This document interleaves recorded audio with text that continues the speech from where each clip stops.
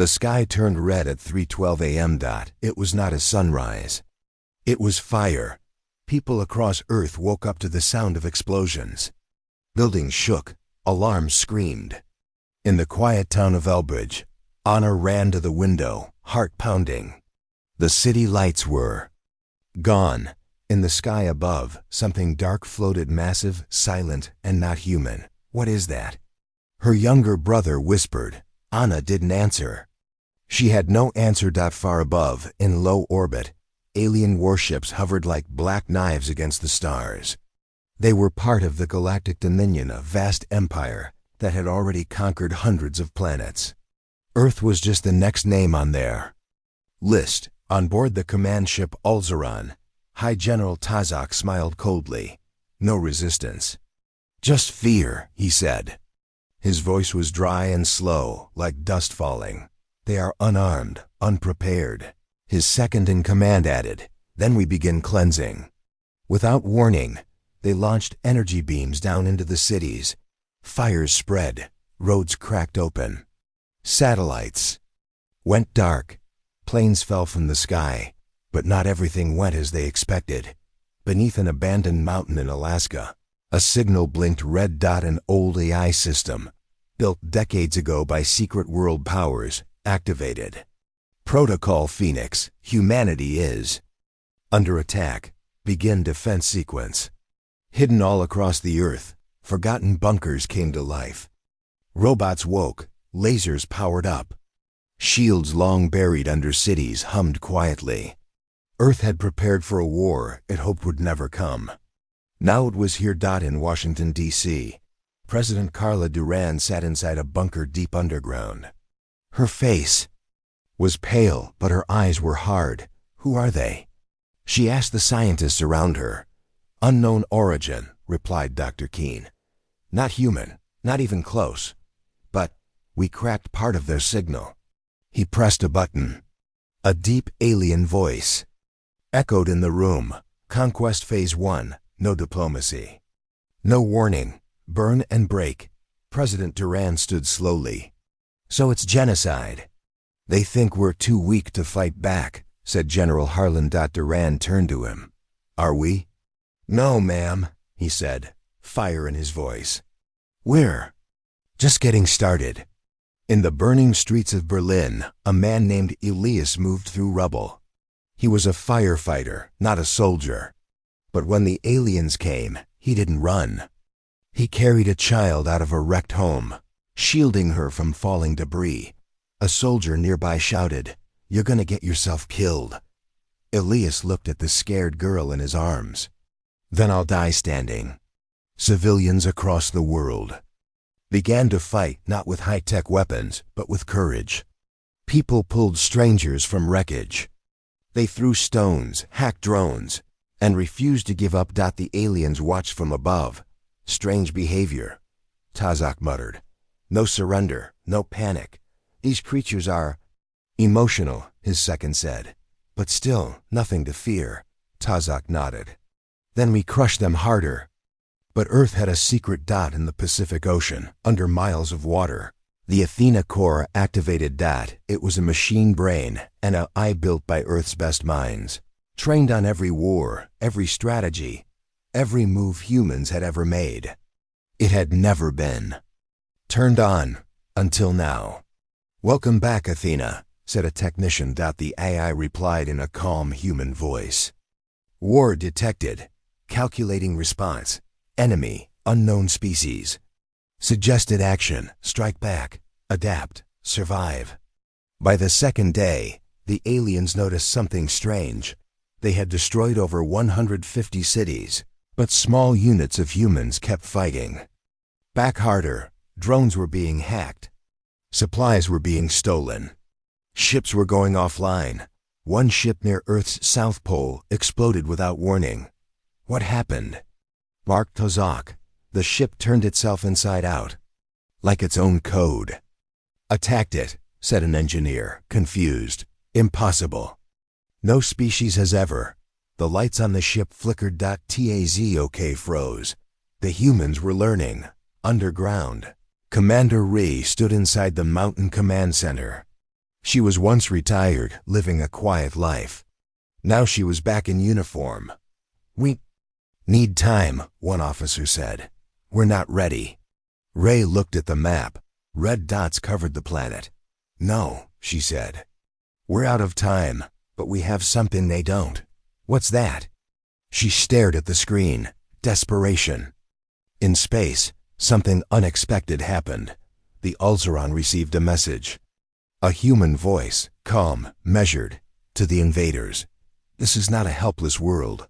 We saw what you did to others. But Earth is different. You fired first. Now it's our turn." Tazak laughed. Empty words. But then, his ship's engines failed, and 2 of his escorts exploded. In a forest in South America, a group of kids watched the sky. A boy whispered, "They'll kill us all." An old woman sitting beside them shook her head. "No," she said. "They think we are just another weak world. But they don't know our stories. We survive fire. We survive pain. We always rise." That night, Earth fell silent. The first wave was over, but in the shadows of space, Earth was moving, quietly, smartly. Angry and the aliens had made a mistake. They attacked without knowing the full truth. Now, humanity was awake, and it never forgets who hit first. Commander Tazak stood on the bridge of the Dominion warship Ulceron, staring at Earth on the screen. His eyes narrowed. This world. "It bleeds slowly," he said. He had seen planets fall faster, civilizations begging for mercy within hours. But Earth? It burned, yes. It screamed, yes. But it did not fall. Another officer walked in, holding a report. "Sir," he said. "Fleet 7 was sent to the gas giant. They were ordered to check the rings of Saturn for hidden weapons." Tazak nodded. "And?" The officer hesitated. "They've gone dark." Silence filled the room. "Gone dark?" Tazak repeated slowly. No response. Not a signal, not a trace. "We lost the entire fleet." Tozak's cold smile disappeared. Far from Earth, near Saturn's rings, pieces of alien ships floated silently in space. They had entered the area slowly, scanning for traps. They didn't see the old satellites once human-made, now reprogrammed. They looked like junk, but they weren't. Inside each one was a warhead. Old Earth tech, ugly, brutal, and still deadly. The moment the fleet crossed a certain line, the satellites woke up. And exploded. In a dark underground lab in Iceland, 2 people stood watching a large screen. One was Dr. Marla Vos, a weapons engineer. The other was Lieutenant Akash, a space recon officer. "We did it," Akash whispered. "They didn't even detect us." Marla smiled faintly. "They came looking for weakness, but they found old fire." Akash shook his head. "That wasn't just fire, Doctor. That was a warning." Back on the Ulceron, panic started to spread. "They're not supposed to have this tech," said a crew member. "They don't," Tazak snapped. "That was old Earth junk, nothing modern." "But they used it smartly," the officer replied. "They baited us." Tazak slammed his hand on the control table. "This planet, it's wrong," he growled. "It should have fallen. Their species is unranked, untrained, underdeveloped. Yet they killed an entire fleet." The officer finished. Tazio, case single quotes as eyes burned with fury. "Then we changed plans." In New Delhi, a meeting was happening deep below ground. "Commander." Ray stood in front of world leaders on a secure call. She pointed to the star map. "They know Earth is still standing," she said. "They're scared now. We have their attention." President Duran's voice came through the speaker. "So what's the next move?" "We feed their fear," Ree said. "We make them doubt everything. We let them think Earth isn't what it seems." "How do we do that?" asked a general from France. Ray smiled. "We give them a mystery they can't solve." High in orbit, the Dominion sent a new scout ship down, small, fast, full of sensors. Its job, scan Earth for deep tech. Before it could finish, Its controls froze. The screen inside the alien ship turned black. Then words appeared, written in English. "You're not the only ones watching." The scout ship self-destructed moments later. The Dominion screamed sabotage.taz. OK stared at the ashes of the ship from the command deck. "How?" he demanded. The techs around him said nothing. One finally whispered, "They got into our systems." Tazak turned slowly. "Impossible." "No longer," the tech replied. "This world, it's not the easy target we thought." Tazak clenched his fists. "Then maybe it's not the wrong planet. Maybe it's the worst planet." Elsewhere. In an abandoned military facility in Colorado, a group of young hackers sat around glowing screens. One of them, a girl named Ivy, typed quickly. "They tried to scan us again," she said. "I blocked them," a boy beside her asked. "Can we talk back?" She grinned. "We already did." He laughed nervously. "Are we supposed to be doing this?" "We're not supposed to be dying either," she replied. "But they changed the rules." In the next few days, more alien fleets began avoiding Earth's orbit. Instead, they stayed further out, watching. The Dominion High Command started whispering, "Maybe Earth is protected. Maybe this is a trap planet. Maybe it's not a conquest, it's a test." Back in the command ship, Tazak was no longer smiling. "Something's wrong with this species," he said. "They adapt too fast," his second replied. "They don't act like prey." Tazak turned toward Earth on the screen. "Maybe," he said slowly. "They were never prey." He walked to the window and whispered, "We didn't pick the wrong planet. The planet picked us."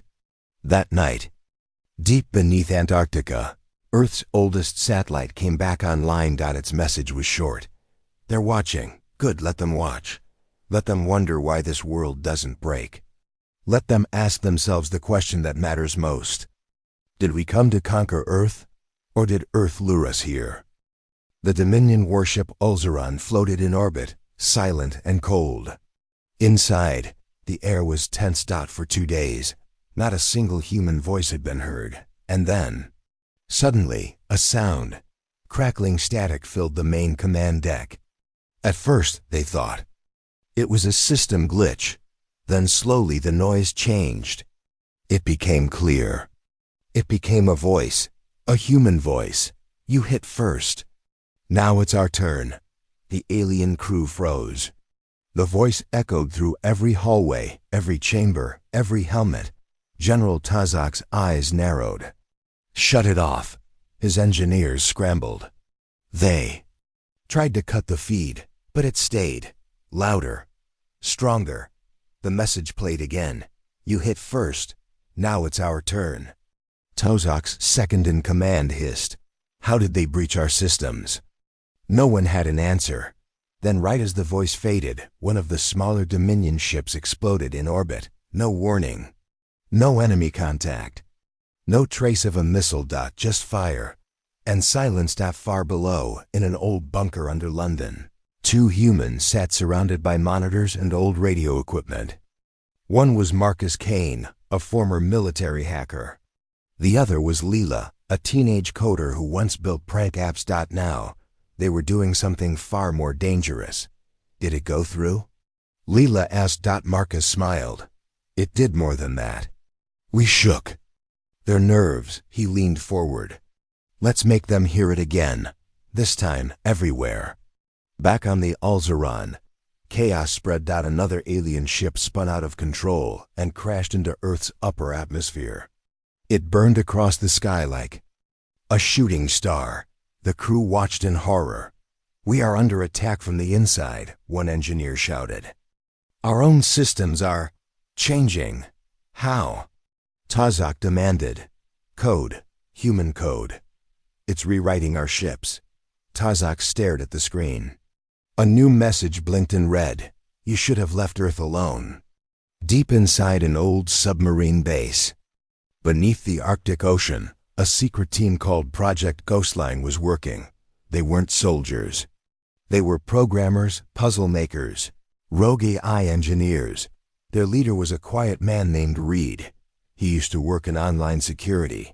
Now, he was Earth's digital sword. Reed looked at the team.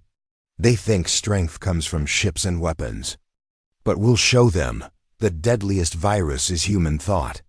A younger tech asked, "Is it ready?" Reed nodded. "Let's echo."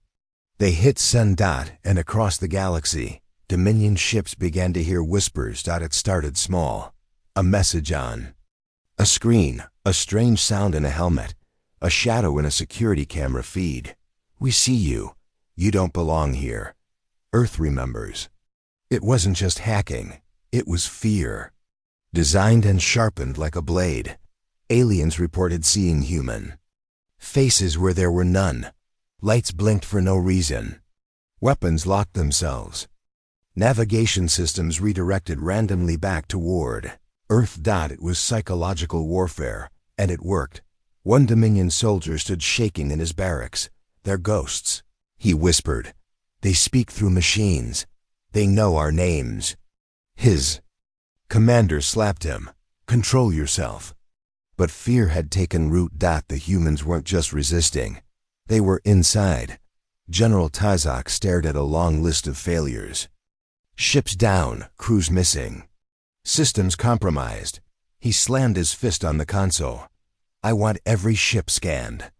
I want every signal traced." But even as he yelled, his ship's lights dimmed, and then the voice returned. This time, it wasn't a recording. It was live. "Hello again," the human voice said. "You thought we'd die quietly, but we are not quiet. We are everywhere." Tazak snarled, "Who is this?" The voice replied calmly, "We are the echo of every human you tried to burn. We are the scream after silence, and we will not stop." Then the line went dead, and 5 more Dominion ships lost power. Down on Earth, Commander Ray stood in the control center, watching a map of blinking lights. "They're falling apart," said one officer. Ray nodded. "They came here thinking we're nothing, but now they don't know what we are. They think we're magic. We're not," Ray said. "We're angry." In a quiet village in Peru, a young girl listened to a small radio. The human broadcast echoed through the airwaves. Messages of strength. Messages of warning. "We are not your prey," one message said. "We are the storm you woke up."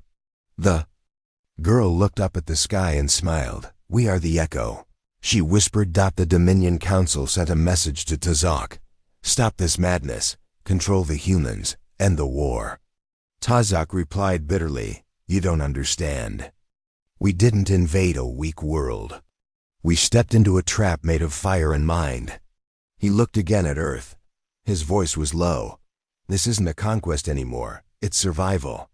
And for the first time in his long life, he wasn't sure they would survive.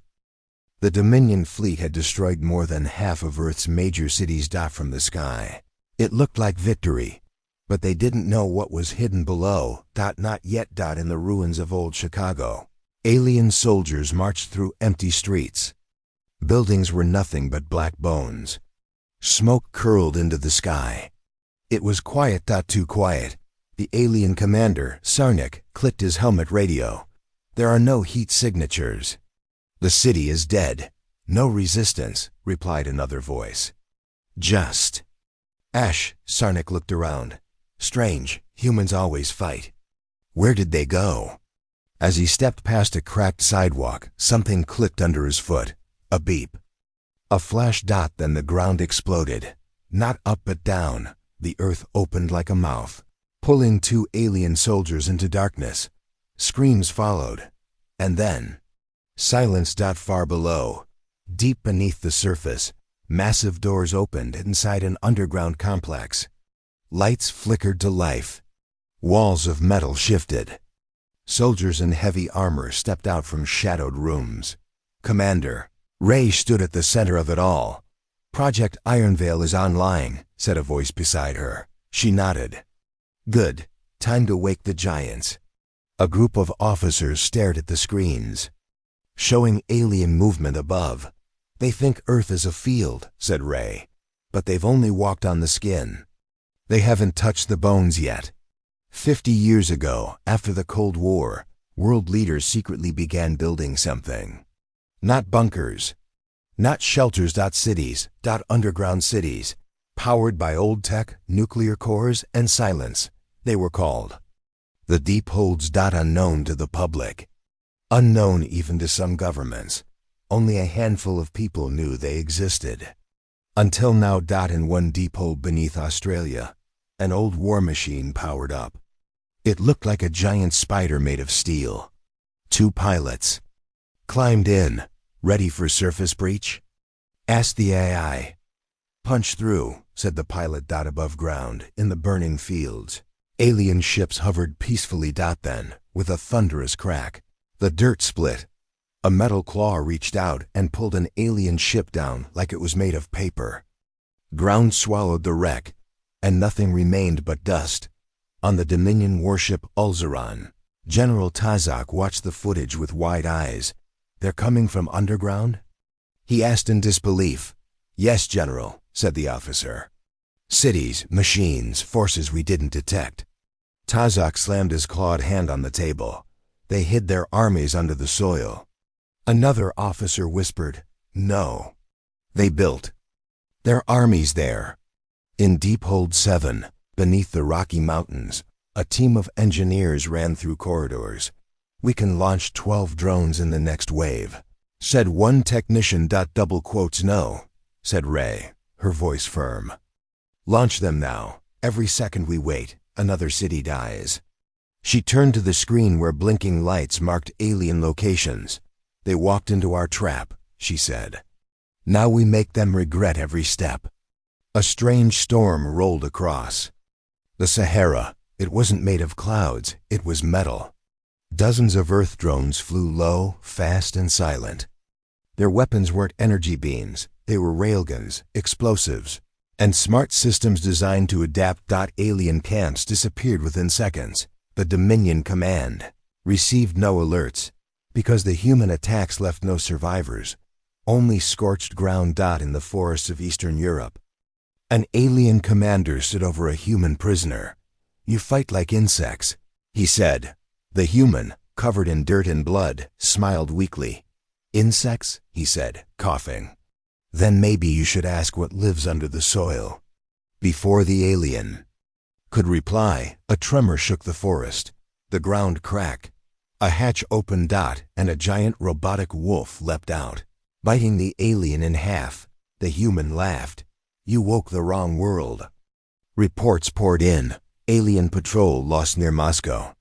Outpost destroyed in Africa. Supply line gone dark in Brazil.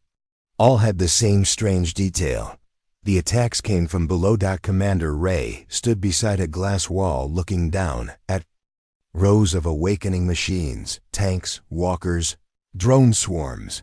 These machines were never meant to start a war, said one officer. No, she replied. They were made to end one. Another officer turned to her. We're exposing our last defenses. If we fail, Ray cut him off. We're not failing. We're rising. From the dirt they buried us in. Inside the Ulzaran, Tazak watched his empire's greatest fleet burn, crash, and vanish into Earth's crust. They never wanted peace, he said softly. They wanted patience. His second-in-command asked, What now? Tazak stared at the spinning planet on the screen. We attacked a surface world, he said. But what we found lives below. He leaned forward. We didn't land on Earth. We landed on a beast. And now, it's waking up. The Dominion once believed they were hunters. They flew across the stars, tracked civilizations, and crushed resistance like dry leaves. Earth, they thought, would be no different.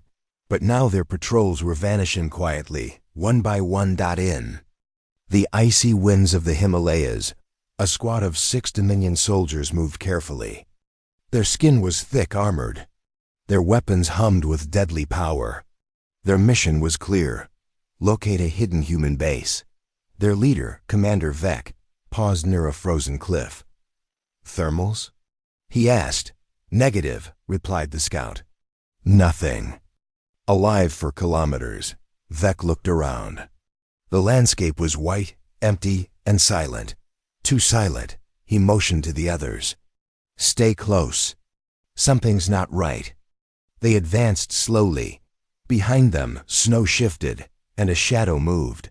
10 minutes later, the squad reached a cave entrance. The readings were strange, too clean, too quiet. Still, Vec ordered the team inside.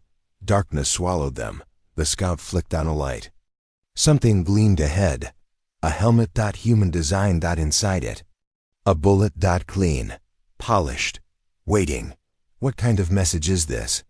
The scout asked. Then the cave exploded. Only Vec survived. Down below, in a hidden outpost, human Captain Jules watched. The detonation on a screen. That's another squad down, said his sniper, Riley. They never learn. They think they're still hunting, Jules replied. But it's our turn now. Riley loaded a fresh round. Let's make them feel it. Across Earth, the strategy had changed. No more defense. No more hiding. Now. Humans hunted. In dense jungles, teams used silent traps. In broken cities, snipers made one-shot count. In the Arctic, ice mines swallowed ships whole. The enemy had no safe zone. In South Africa, a group of Dominion soldiers were ambushed by locals using old war tricks, mirrors to confuse scanners, flames to block heat tracking, and quick movements in shadows. One soldier screamed, "Where are they?" A voice answered from the dark, "Everywhere." A blade followed. The Dominion warship Ulzaran received panicked reports. Squads missing. Commanders killed. No clear battles. Just disappearance. General Tizak watched the feed with growing dread. They're not fighting. They're hunting, he muttered. A nearby officer said, "Shall we send elite Team Varn to lead the strike?" Tizak's eyes narrowed. "Yes, send him. If he fails, we leave." Varn was a legend among Dominion forces. 8 feet tall, skin like stone. He had crushed rebellions with bare hands. His face carried marks of 20 victories. Now he stood in a forest on Earth. He held a massive plasma axe. He was ready to end this war. He moved through the trees like a tank. But he wasn't alone. From above, Riley watched him through a scope. "That's him," she whispered. "Big one." Jules spoke through the radio. "Don't fire yet. Let him come closer." Varn marched forward, stepping into a narrow path between large rocks. Click. The ground snapped beneath him. He dropped, but didn't fall far. A net of sharp steel cables held him midair. Varn roared, slashing wildly. He cut himself free, crashing to the ground. Then came the second trap. Wave of darts hit him from 3 sides. Each carried a human-made neurotoxin. Varn stumbled, vision blurring, and then Jules stepped out from the trees. "Unarmored. Calm, you thought we'd be easy," he said. Varn growled. Jules held up a remote. "You're on Earth. You follow our rules." He pressed the button. The mountain wall behind Varn opened. A railgun the size of a car fired once. The blast hit Varn directly. When the smoke cleared, nothing remained. Up in orbit, Tizak received the final message. "Varn is gone. Your champion fell. We're not running.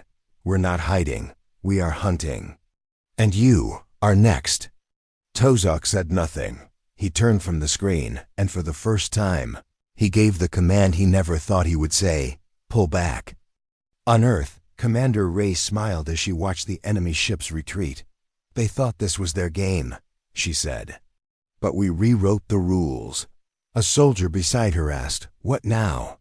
Ray's eyes shone. "Now we hunt the rest." The alien commander, Zarkith, stood before the holographic table, his long claws twitching. The battle plan floated in the air. Earth's defense line, weak and scattered. "A perfect opportunity. They are slow," Zarkith growled. "Predictable, primitive." His second in command, a pale, hunched creature named Thalix, nodded. They have no central control. Each region acts alone. Zarketh smirked. Then we break them one by one. Start with the northern hemisphere. Hit the cold regions. Humans won't fight well in the snow. Meanwhile, deep under an abandoned factory in northern Canada, a group of humans watch the sky through old satellite feeds. Their leader, Captain Leah Park, tapped a blinking screen. "They're coming," she said. "Again?" asked Aaron, a wiry young soldier with grease on his hands. "That's the third wave this week." "They think we're weak," Leah said. "They still don't understand. We don't defend like them. We don't play by their rules." Aaron leaned forward. "So what's the plan?" Leah smiled. "We vanish." The next day, Zarketh's fleet entered the Arctic zone. Clouds swallowed their ships. Radar scans showed no resistance, no tanks, no jets, no soldiers. "They ran," Thalix sneered. As expected, Zarketh frowned. Something felt off. "Scan again," he ordered. Still nothing. Just ice and ruins. "Drop the ground troops. Take the cities." Thalix pressed a button. Hundreds of insect-like transports descended. Alien soldiers spilled out, stomping through snow-covered streets. But the cities were too clean. No bodies. No weapons. No signs of panic. Only silence, until the bombs went off. First explosion came from below, then another. Then 20 more. Zarketh's eyes widened as live feeds turned to static. Flames erupted from under every street. Human tunnels, human traps. They hadn't run. They had disappeared below. And waited. On Earth. Leah watched the chaos unfold on a dusty monitor. Aaron whooped. "That's 5 ships down already." "Keep the pressure light," Leah said. "Let them think this is all we've got." He raised an eyebrow. "We're not hitting them with everything?" She shook her head. "Not yet. Wait for the big one." In orbit, Zarketh shouted, "What happened? Where are my soldiers?" Thalix trembled. "They're gone. Traps everywhere. The buildings were fake. The roads collapsed. It's a maze down there." Zarketh slammed his fist into the table. "Primitive animals." But a whisper of doubt crept into his voice. "How did they know where we would land?" He turned to the sensor chief. "Any transmissions intercepted?" "None, Commander." Zarketh paused. "None at all?" "Not a single coded message, no radio signals, nothing." "They're coordinating without tech?" He whispered. Down. On Earth, Leah moved through narrow tunnels with her team. "Radio silence," she said. "They still think we're isolated." Aaron grinned. "Underground fiber cables?" She nodded. "Old ones, from before the war, still work." Humans love keeping old junk. Sometimes old junk is smarter than alien tech. Another explosion rocked the surface. An alien outpost went dark. Zarketh's fleet pulled back. Confused, he paced, restless. "How can they hide from us?" "Our sensors are superior." Thalix whispered. "They use silence as a weapon." Zarketh stared at the screen. This wasn't defense. This was bait. Leah watched him from a hidden satellite tap. "Pull him in," she said. They launched a small human shuttle, slow, visible, and alone. Zarketh spotted it immediately. Finally, a target. He sent 3 interceptors. As they approached, the shuttle exploded, releasing a pulse wave. EMP. Alien communications fried. Defense systems jammed. That's when human fighters launched from behind Earth's shadow. Old. Fast, quiet, like ghosts. They shredded the alien ships. Leah's voice came through a pirate broadcast. "You thought we were simple. That was your first mistake." Zarketh's eyes went wide. "Impossible. We checked every signal band." "You didn't check the cables," Thalix gasped. "They were under us the whole time." Leah's voice darkened. "Welcome to Earth. We don't just fight back. We wait for you to relax. Then we trick you." Zarketh turned to flee. But it was too late. His ship's systems locked up. From inside. "Virus. Aaron's voice echoed in the bridge, laughing. We sent it through your own scan probes. You downloaded it yourself. Zarkith roared, but the screens were fading. Systems. Dying. Below, on Earth, Leah stood on frozen ground as the alien fleet burned in the sky. Aaron came beside her. Think they'll try again? She watched the smoke trails vanish into the night. No, she said. They didn't just lose ships. They lost trust in their eyes, their tech, their pride. That's a trick they won't forget. And high above, the galaxy listened. Earth was no longer prey. It was a trap waiting to spring. The alien commander stood over the burning field, watching smoke rise from what used to be a human defense post. His name was Vital of the Karg Dominion, and his army had swept across half of Earth like fire through dry grass. This is too easy, one of his officers said, clicking his armored claws. Vadal nodded. Humans resist, but their strength is scattered. Their technology, primitive. Soon, Earth will be ours.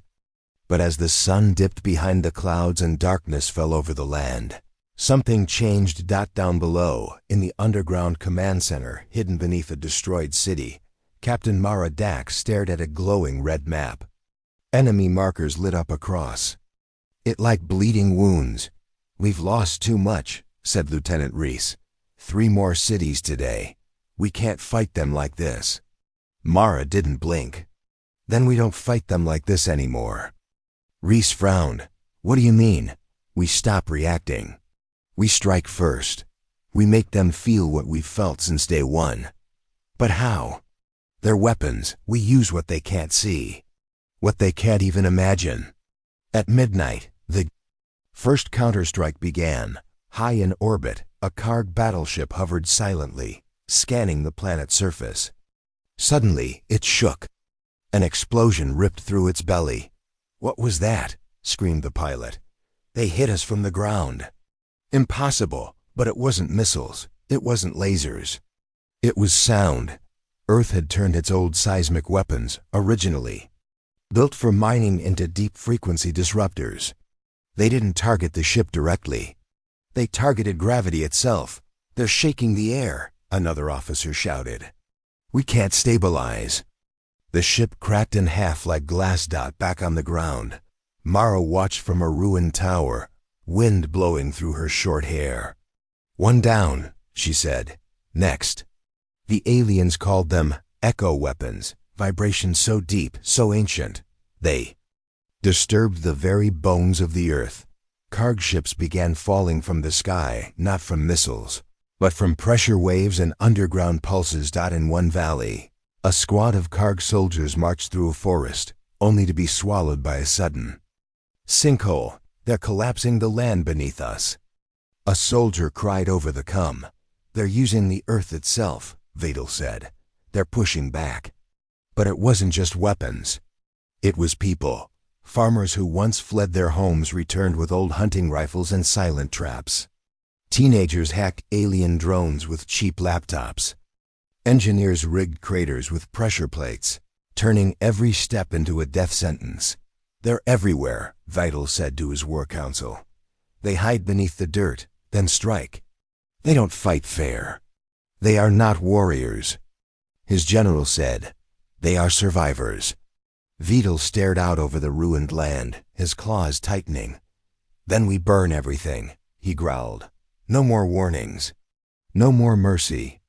In the remains of an old subway tunnel, Mara and her team gathered around a dusty monitor. They're going to bomb the entire eastern region, said Reese, voice shaking. Civilians and all.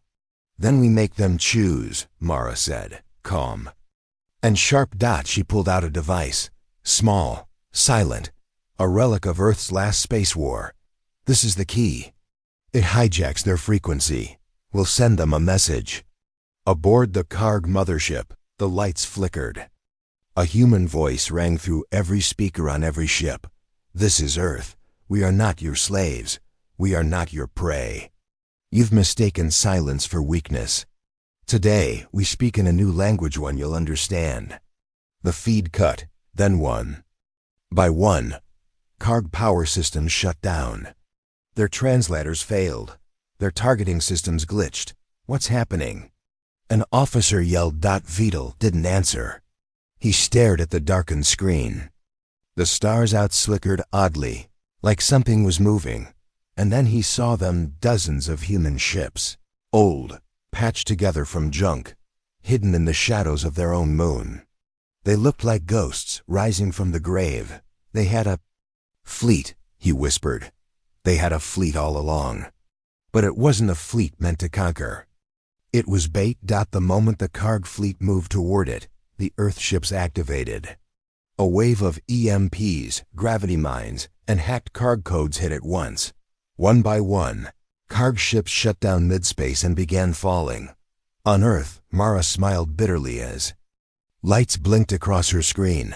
We didn't win this war with strength, she said. We won it by surviving long enough to learn. Reese looked at her. What now? She looked up at the ceiling, imagining the stars beyond it. Now we rebuild, on our own terms. And somewhere in the ruins of their shattered command tower, a Karg soldier whispered in fear, we should never have come here. Earth isn't just a planet. It's a trap. The sky above Earth was quiet, too quiet. After months of alien raids, something had changed. The attacks had stopped suddenly, and that made people nervous. Captain Alara stood on the edge of the base tower, staring at the stars. There. Planning something, she whispered. Beside her, Sergeant Malik crossed his arms. Or maybe they think we're broken. Alara shook her head. We're not broken, we're angry. And this time we fight back. News had arrived from the underground. Cities, Earth's resistance had grown, new weapons, faster ships, smarter systems. But above all, something else. Hope. The alien invaders, the Varnok, had believed humans were weak. They thought Earth would fall easily, but they didn't understand humans. Not yet. Deep in orbit, inside a dark Varnok command ship, Commander Vask looked at the glowing map. Why are the humans quiet? He growled. They scream when we strike, now they say nothing. His second-in-command, Creel, looked worried. Perhaps they've given up. No, Vask snarled. They're hiding something. Then the alarms blared, unidentified. Ship incoming fast, a Varnok officer shouted. What? Vask jumped up. Show me. On the screen, a single human vessel tore through space, heading directly toward the command ship. That's suicide, Creel said. But the human ship didn't slow. Instead, it released something hundreds of small drones. They swarmed the Varnok systems, shutting down lights, jamming signals, and then silence. On Earth, Captain Alara watched the live feed from the ship's eye. She smiled. They thought. They had the upper hand, she said. They thought wrong, Malik added. Alara turned to the command team. Phase 2, begin the push. Across the galaxy, Earth's hidden fleet moved. Cities under the dirt, once dark and broken, now lit up with fire and resolve. Underground factories had built new weapons in secret. Artificial minds had rewritten war codes. Humans had adapted. They always did. As Earth's forces launched into space, messages were sent out to the Varnok Empire. Earth remembers. Earth strikes back. The Varnok ships scrambled to form defenses, but they were too slow. Earth's ships didn't follow old patterns. They struck from angles no alien strategist predicted. They used misdirection, feints, and human instincts. On a distant battlefield, Commander Vask shouted, How are they winning? Creel backed away from the console. They've learned everything about us, and we know nothing about them now. They're just humans. No, sir, Creel said quietly. There's something else now. On the ground, Alara stood beside an old flag, raising it once more above the command base. This is our home, she said to her troops. They came thinking they were hunters, but now they run. The table has turned. A cheer roared across the base. In orbit, Earth's Warships pushed deeper into Varnock space. Cities that once burned were now rebuilt, fortified, and dangerous. Humanity had been pushed, pressed, broken, but that pressure had made them evolve. The world under dirt had given birth to a new kind of warrior. They didn't just survive, they adapted. They didn't just fight, they learned. And now, they didn't just defend Earth. They took the fight to the stars. A final message echoed across the Varnock networks. We are Earth, we remember everything. And now you will too.